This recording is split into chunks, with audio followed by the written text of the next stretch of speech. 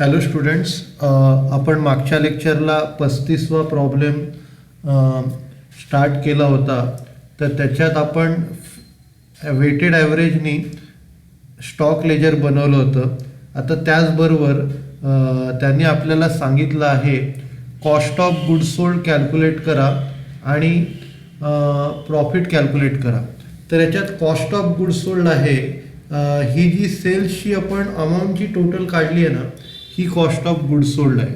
तर आपण इकडे लिहूया cost of goods sold equal to 46,700.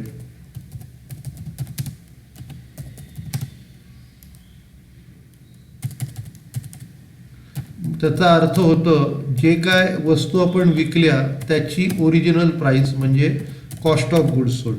ठीक आहे, तर ही आपण इकडे लिहिलेली आहे. त्याच्यानंतर पुढे आता आपल्याला प्रॉफिट कॅल्क्युलेट करायचं आहे.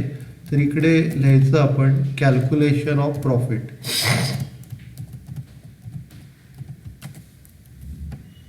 ठीक आहे, आता प्रॉफिट कॅल्क्युलेट करायला आपण काय करायचं, इथे एक टेबल बनवायचं.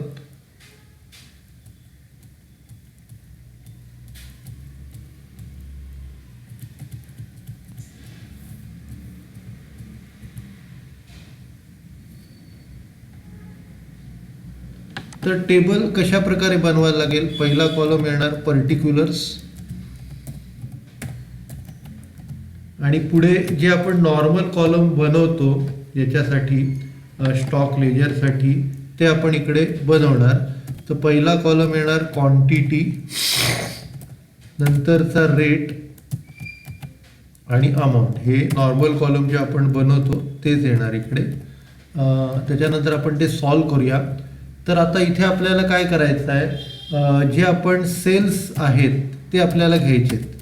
तर इकडे सेल्स जे केले आहेत त्याची टोटल घ्यायची आणि सेल्स घेताना इकडे आपल्याला सेलिंग प्राइस घेतली. मगाशी मला डाऊट विचारला होता मागच्या लेक्चरला की आपण सेलिंग प्राइस का नाही घेत. तर आपण जेव्हा स्टॉक लेजर बनवतो, स्टॉक लेजर बनवताना त्या वस्तूची ओरिजिनल प्राइस आपण घेतो, कारण ते आपल्याला आपला क्लोजिंग स्टॉक काढायचा आहे. तर क्लोजिंग स्टॉकसाठी आपण काय करतो, परचेसची प्राइस आपण घेतो क्लोजिंग स्टॉकसाठी आणि सेल करताना सेलिंग प्राइस घेतो. तर इथे आपण आता काय करतोय, इथे आपण सेल करतोय, त्यामुळे तुम्हाला ओरिजिनल त्याची सेलिंग प्राइस घ्यावी लागेल. तर इकडे सेल करताना इथे पहिल्यांदी 200 युनिट 22च्या रेटने, म्हणजे इकडे 200 × 22 पहिले आपण घेतले. हे ॲक्च्युली ही अमाऊंट आपल्याला इथे लिहायला पाहिजे, 222 आणि इथे अमाऊंट, ही त्याची विक्री किंमत आहे. तर विक्री किंमतमधनं हे जे कॉस्ट ऑफ गुड्स सोल्ड आपण काढलेले आहेत 46,700 हे वजा केले की आपल्याला प्रॉफिट मिळेल.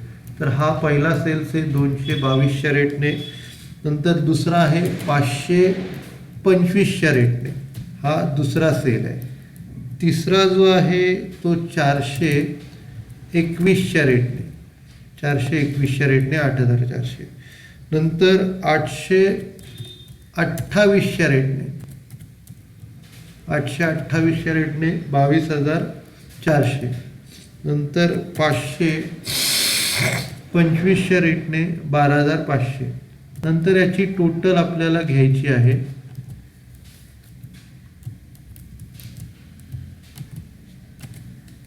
टोटल घेतली 60,200. त्याच्यातनं लेस कॉस्ट ऑफ गुड्स सोल्ड आपण करणार.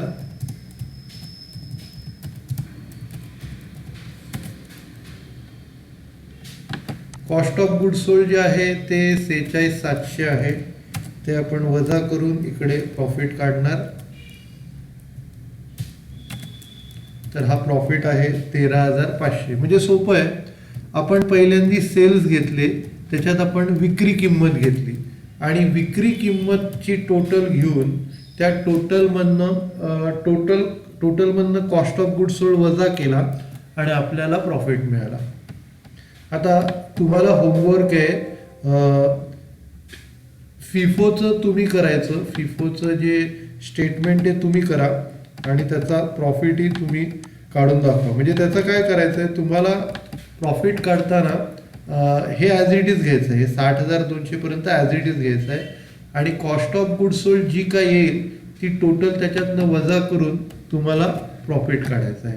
ठीक आहे, तर ते तुम्ही करा. तुम्हाला काय डाऊट्स असेल तर मला नंतर विचारा. ठीक आहे, तर हा प्रॉब्लेम आपला झाला. त्याच्यानंतर पुढचा जो प्रॉब्लेम आहे,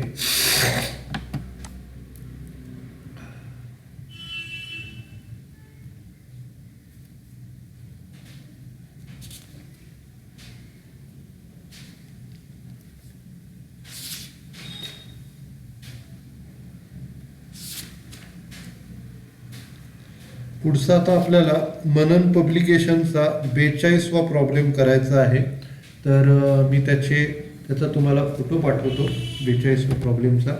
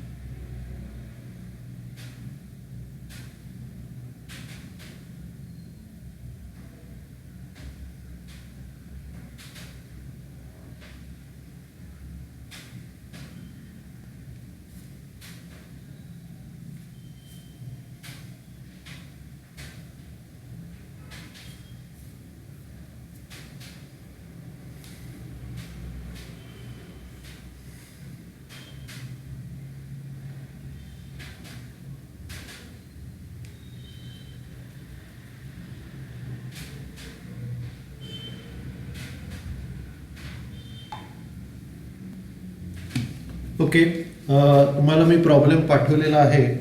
तर हा 42वा प्रॉब्लेम आहे मनन पब्लिकेशनचा. तर आता मी प्रॉब्लेम वाचतो. Prepare stores ledger on FIFO method. FIFO मेथडनी हा सॉल्व करायचा आहे. पहिलं 1 मे 2015ला ओपनिंग स्टॉक दिला आहे 400 युनिट 4च्या रेटने. तर हा ओपनिंग स्टॉक आहे. त्याच्यानंतर 4 मेला परचेस 600 युनिट 6च्या रेटने. 600 युनिट 6च्या रेटने परचेस केलेत.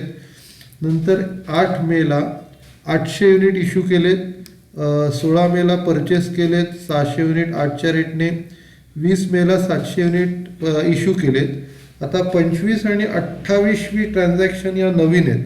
हे या ट्रान्झॅक्शन जेव्हा आपण प्रॉब्लेम सॉल्व करू तेव्हा मी तुम्हाला सांगतो. तर आता आपण प्रॉब्लेम स्टार्ट करूया. 43वा प्रॉब्लेम.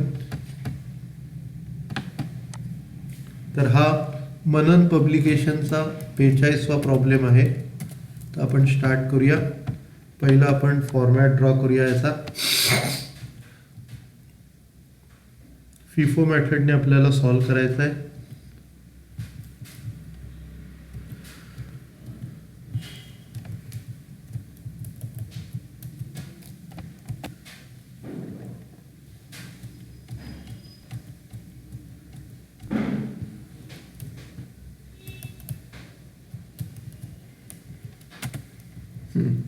तर in the books of dash stock ledger FIFO method date purchase receipt sales issue balance quantity rate amount quantity rate amount quantity rate amount असे कॉलम्स आहेत.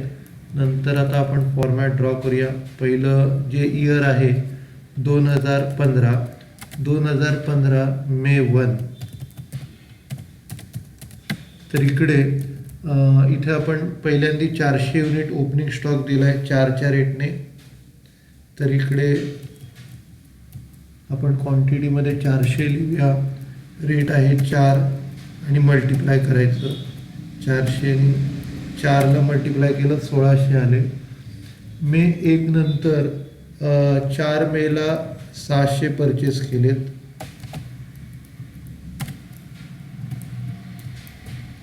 600 6च्या रेटने परचेस केलेत.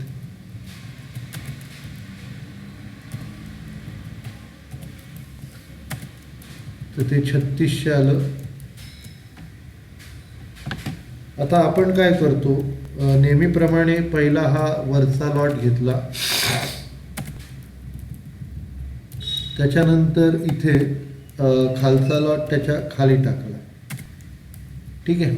तर मे 1ला ओपनिंग स्टॉक दिला आहे. मे 6ला purchase मे 4ला purchase दिला आहे. नंतर मे 8ला 800 युनिट्स इश्यू केलेले आहेत.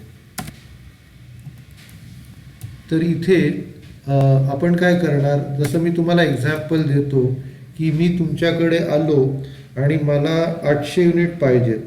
तर जेव्हा तुम्ही मला 800 युनिट द्याल तर पहिला हा 400चा लॉट पूर्ण खाली करणार. 400चा लॉट तुम्ही पूर्ण खाली करणार. तर इथे 400 लिहिले. नंतर कमी पडतात 400 ते उरलेल्या 600 पैकी लॉट खाली करणार.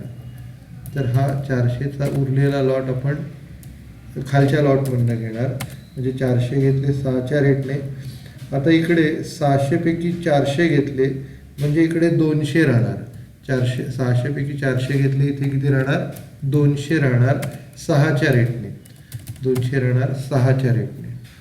नंतर मे 8ला 800 युनिट्स इश्यू केलेले आहेत. नंतर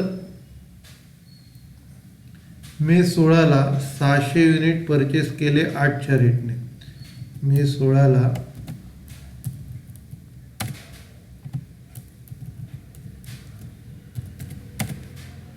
800 युनिट इश्यू केले 600 युनिट इश्यू केले 8च्या रेटने.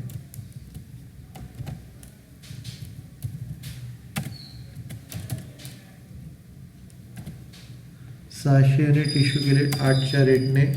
आता इकडे पहिला हा वरचा लॉट ॲज इट इज राहील 200 युनिट 6च्या रेटने आणि खाली 600चा नवीन लॉट येईल. 600चा लॉट 8च्या रेटने 4800. त्याच्यानंतर मे 20ला इश्यू केले 700.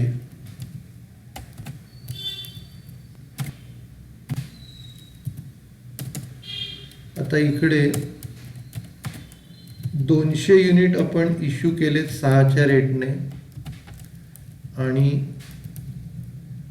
500 कमी पडतात, तर 500 आपण 8च्या रेटने इश्यू करणार. 500 इश्यू केले 8च्या रेटने, म्हणजे इकडे 600 मधनं 500 कमी झाले आणि इथे 100 राहिले.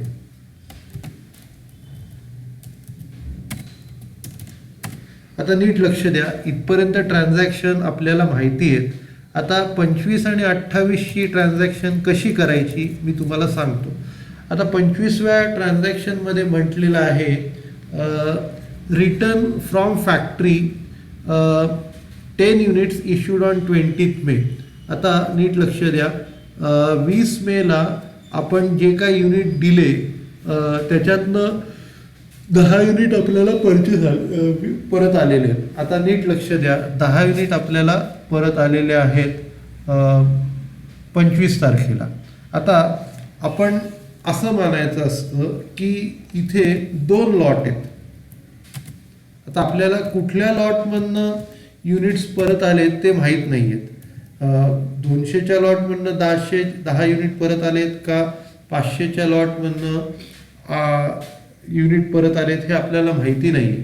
तर अशा वेळेला आपल्याला काय करावं लागतं की असं मानायचं की हा जो पहिला लॉट आहे तो संपलेला आहे, पहिला लॉट त्यांचा वापरून झालेला आहे आणि जे परत आलेत ते या 500 पैकी युनिट्स परत आलेले आहेत.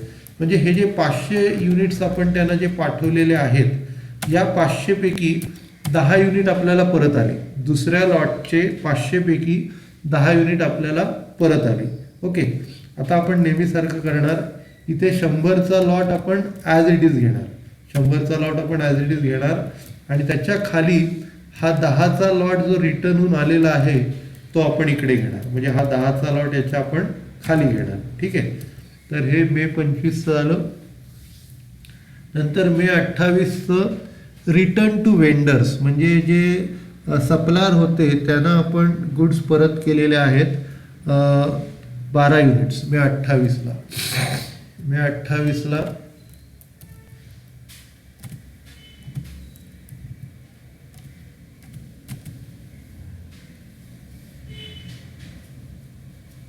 12 युनिट आपण परत केले जे 16 मेला परचेस केले.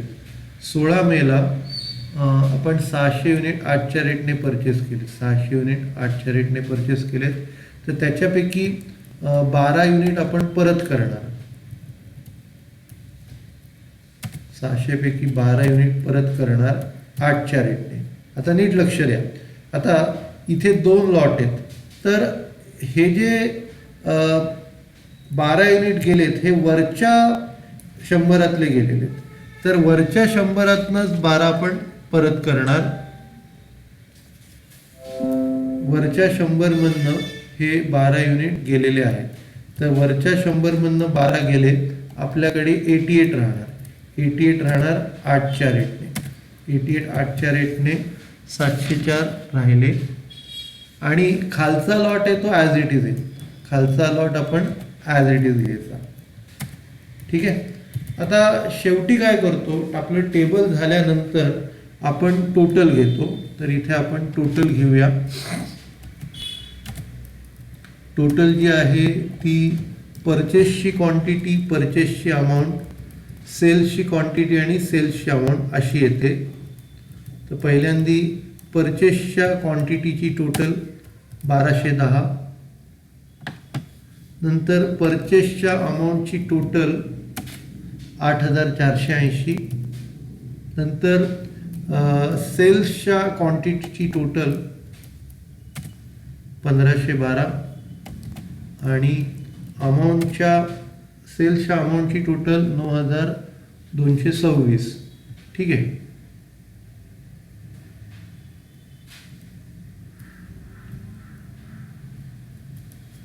त्याच्यानंतर आता इकडे आपण काय करणार, जो शेवटचा लॉट आहे त्याची टोटल घेऊया. शेवटचा लॉट आहे 88 आणि 10. त्याची टोटल आहे 98 आणि इकडे शेवटच्या लॉटची टोटल 784. तर आपण ही टोटल घेतली आणि हा प्रॉब्लेम आपण क्लोज करूया, मग हा प्रॉब्लेम संपेल.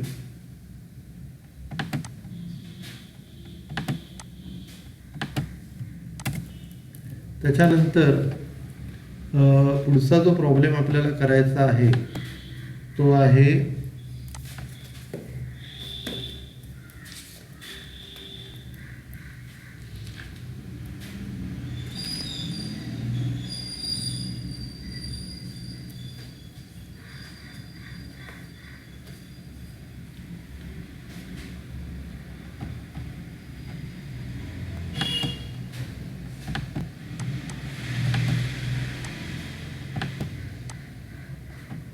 वरती.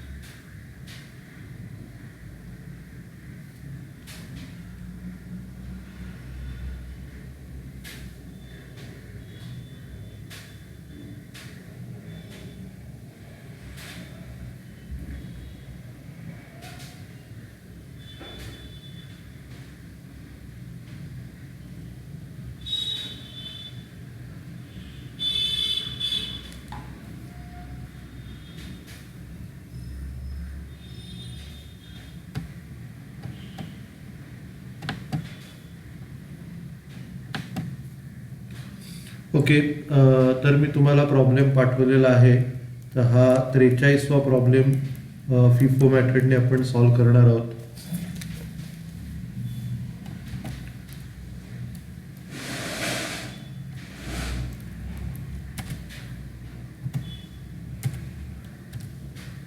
तर इकडे आपण इथे स्टॉक लेजर फिफो मेथडने करणार आहोत.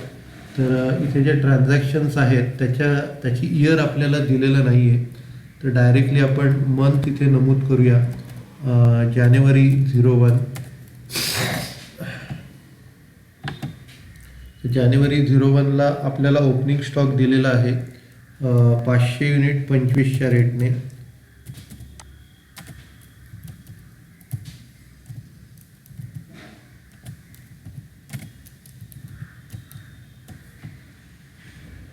तर हा आपला ओपनिंग स्टॉक आहे जानेवारी 1. आता या प्रॉब्लेममध्ये कसं आहे माहिती आहे का, 2 ट्रान्झॅक्शन या खाली दिलेले आहेत.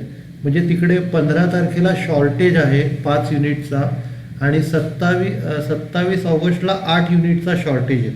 तर या 2 ट्रान्झॅक्शन या ट्रान्झॅक्शनच्या मध्ये आपल्याला टाकायला लागेल. तर आता आपण एक एक ट्रान्झॅक्शन बघूया. तर जानेवारी 1ला आपल्याला ओपनिंग बॅलन्स दिलेला आहे 500 युनिट 25च्या रेटने. जानेवारी 1 झाल्यानंतर जानेवारी 3ला 70 युनिट दिलेले आहेत आपल्याला. जानेवारी 3ला आपण 70 युनिट इश्यू केले. आता 70 युनिट आपण 25च्या रेटने इश्यू करणार. 70 युनिट 25च्या रेटने इश्यू केले 1750. म्हणजे आता इथे 500 पैकी 70 गेले, इथे 430 राहतील. 500 पैकी 70 गेले, इथे राहतील 430. त्याच्यानंतर 4 जानेवारीला 100 केले. जानेवारी 4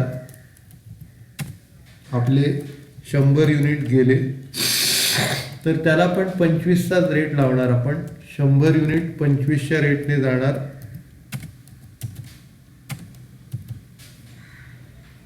ठीक आहे. नंतर 430 पैकी 100 गेले, आपले राहणार 330. आपले राहणार किती? 330 राहणार. त्याच्यानंतर रिसिव्ड केलेत म्हणजे आपल्याला मिळाले 13 तारखेला 200 युनिट 2400 रेटने. एक मिनिट, अजून एक 80 युनिट इश्यू केलेले जानेवारी 8ला.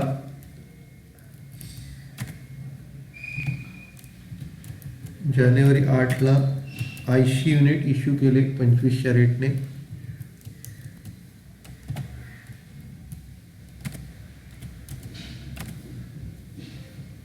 आता 330 पैकी 80 गेले.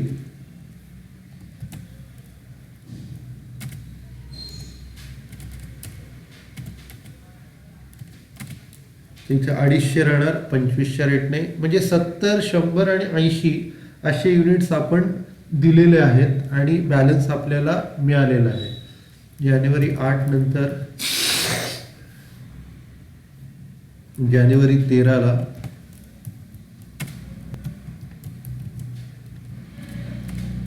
आपण 200 युनिट परचेस केले 2400 रेटने.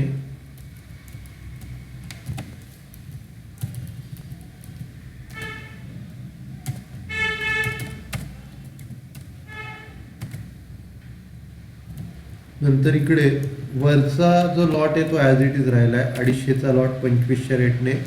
नंतर 200चा लॉट 2400 रेटने आपण 4800 विकत घेतलेला आहे. ओके. जानेवारी 13 झाल्यानंतर जानेवारी 14ला आपण रिटर्न केले स्टोर्सला 15 युनिट 2400 रेटने. तर इकडे युनिट्स आणि रेट दोन्ही दिलेला आहे, तर आपल्याला तेच घ्यायचं आहे. जानेवारी 14ला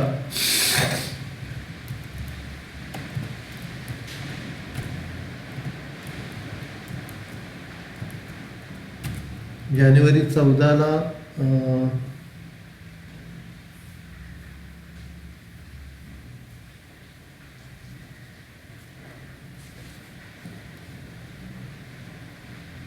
पंधरा युनिट मिळालेत आपल्याला.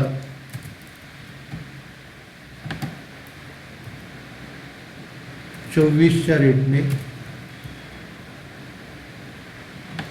15 युनिट 24च्या रेटने आपल्याला मिळाले.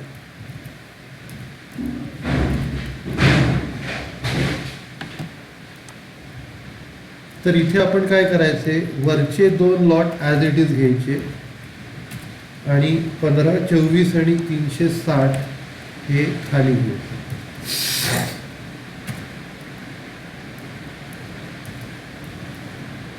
आता इथे जानेवारी 14चं झालं. जानेवारी 13ला परचेस, जानेवारी 13ला रिसीव केले, जानेवारी 14ला रिटर्न केले आणि आता पुढची ट्रान्झॅक्शन जानेवारी 16ला 180 युनिट आपण इश्यू करतो.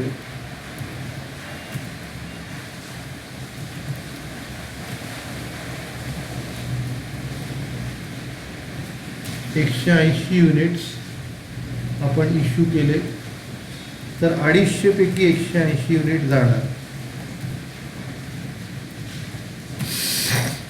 म्हणजे राहणार 70.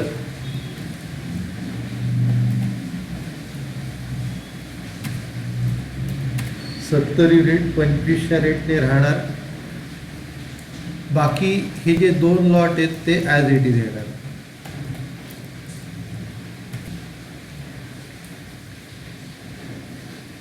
,224च्या रेटने 1524च्या रेटने हे ॲज इट इज येणार.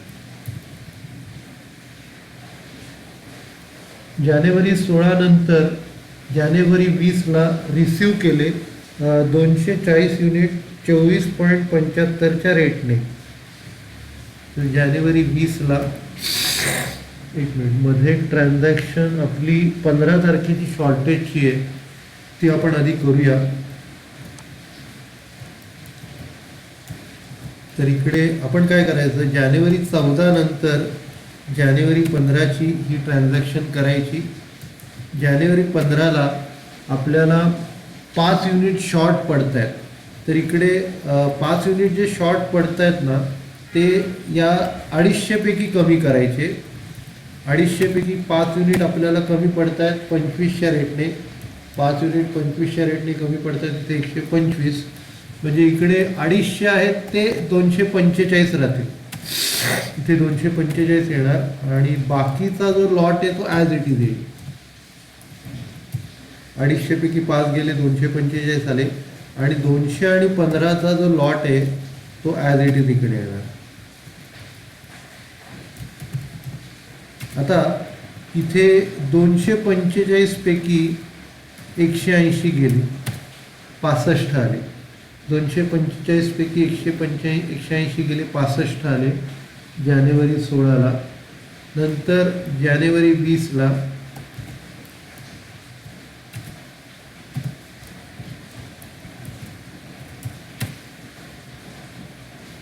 240 परचेस केले 24.75च्या रेटने.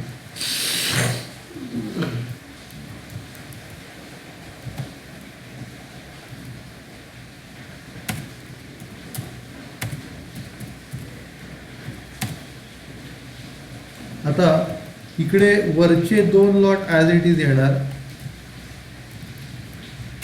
आणि हा जो नवीन लॉट आहे तो खाली येणार.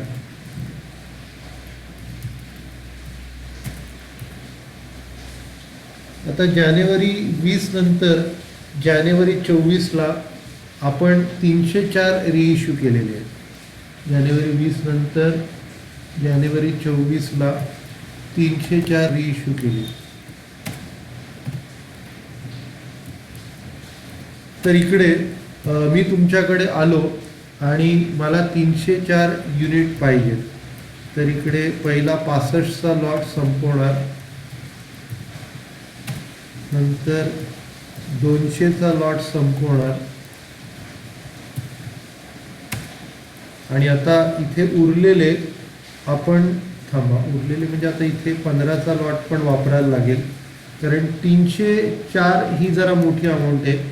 तर इकडे 280 होतील, 15 युनिट गेले, इथे 280 युनिट होतील. 65 अधिक 200 265, आणि 15 280. अजून साधारण मला 24 युनिट कमी पडत आहे. तर या 240 पैकी मी 24 युनिट घेईन. 240 पैकी मी 24 युनिट घेईन. आता 240 पैकी 24 गेले, इथे राहिले 216.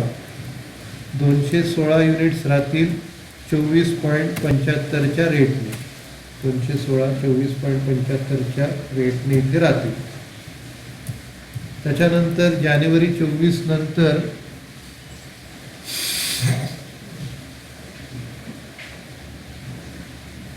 जानेवारी 25ला 320 युनिट 24च्या रेटने गेलेले आहेत.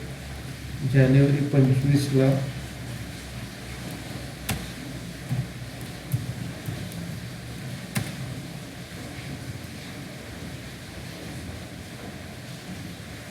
आपण 320 युनिट परचेस केले 24च्या रेटने.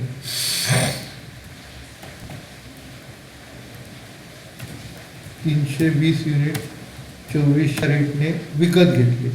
तर इथे आपण काय करणार, वरचा लॉट ॲज इट इज घेणार, आणि त्याच्या खाली हा खालचा लॉट घेणार.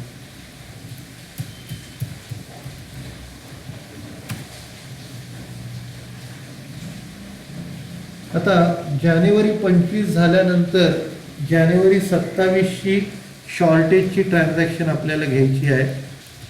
जानेवारी 27ची शॉर्टेजची ट्रान्झॅक्शन. जानेवारी 27ला आपल्याला शॉर्ट पडत आहे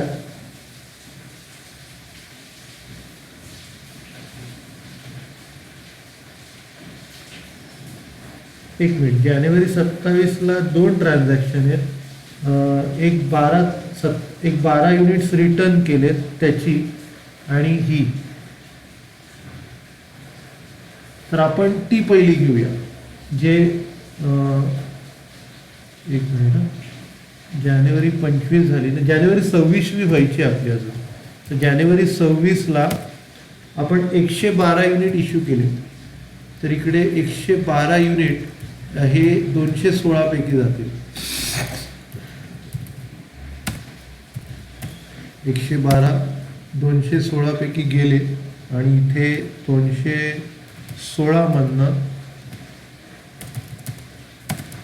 216 पैकी आपले 112 जातील, 104 राहतील.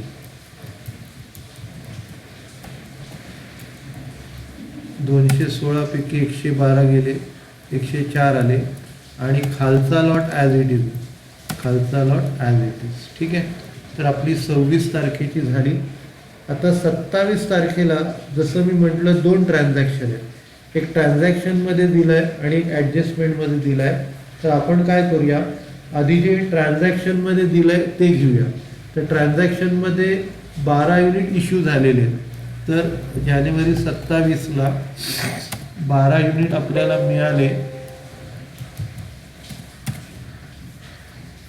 24.50च्या रेटने.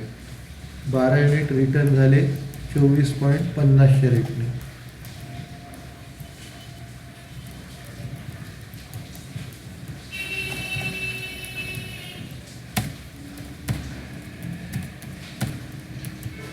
नंतर हे 2 आधीचे लॉट आपण पहिले घेऊया, नंतर हा 12चा लॉट घेऊया.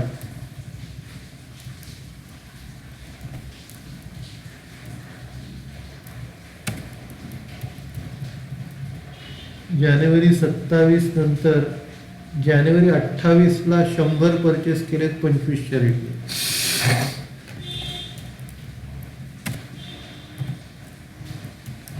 जानेवारी 28ला 100 परचेस केले 25च्या रेटने. आता आपण काय करायचे, हे जे 3 लॉट आहेत हे अगोदर लिहायचे आणि त्याच्या खाली हा नवीन लॉट घ्यायचा.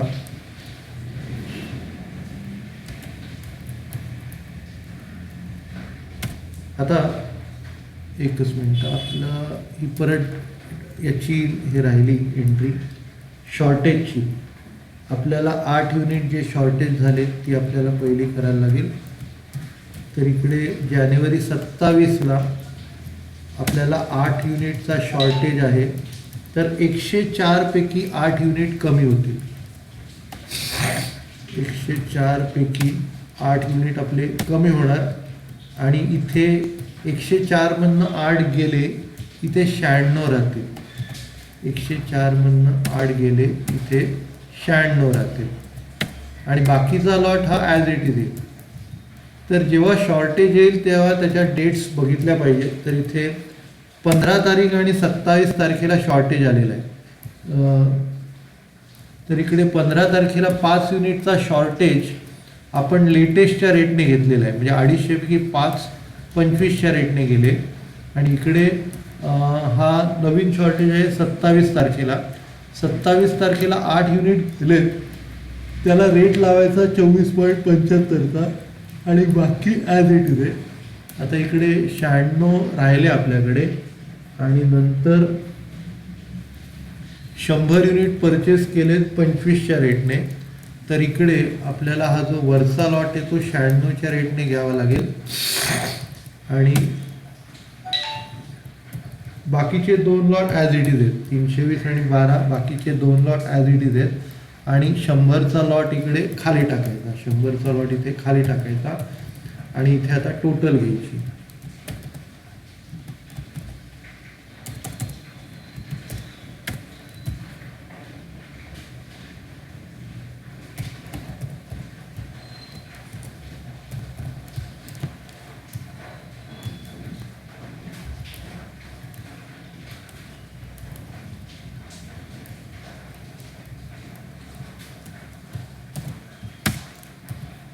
तर इथे टोटल कशाकशाची आपण घेतो, परचेसची क्वांटिटी, परचेसची अमाऊंट, नंतर सेल्सची क्वांटिटी, सेल्सची अमाऊंट आणि इकडे जी टोटल असते तो शेवटच्या लॉटची असते, शेवटच्या लॉटची क्वांटिटी आणि शेवटच्या लॉटची अमाऊंट.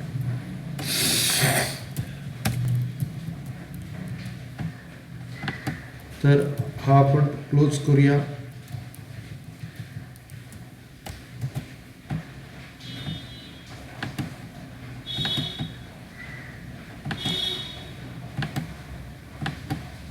ओके, तर हा आपला प्रॉब्लेम झाला. सगळ्यांना थँक्यू आणि आपलं लेक्चरही झालं.